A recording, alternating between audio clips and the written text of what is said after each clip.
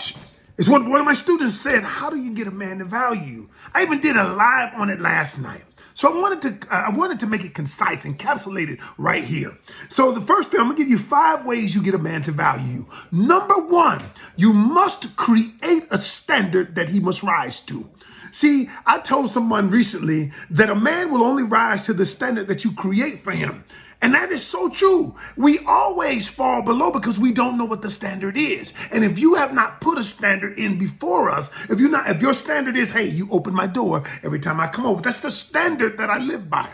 You cannot expect a man to know what your standard is if you don't have one. Number 2, how will he value you? You must create boundaries.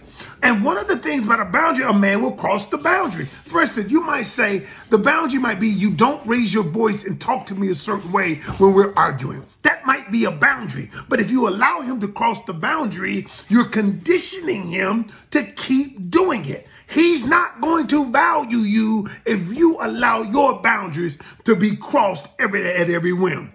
Number 3, this is big. Number 3, communicate your needs without being needy. And so when a woman communicates her needs, she simply says, here's what I need. Here's what, she's not afraid to communicate her needs. She's not afraid of letting you know.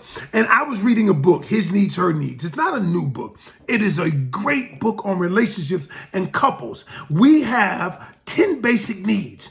And when a woman is willing to express what those needs are and then create a standard around the need, wow, her value goes up. Number 4, and this is big, you must be leading. You must be willing to lead with your feminine energy.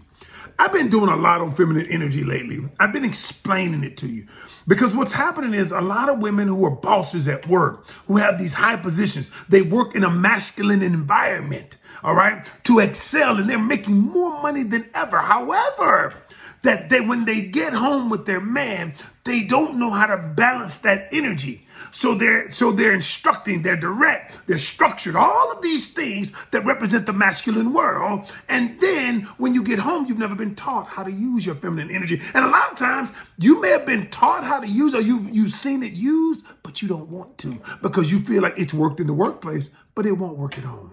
Number 5, be willing to walk away. If a man truly values you, he has to fear losing you.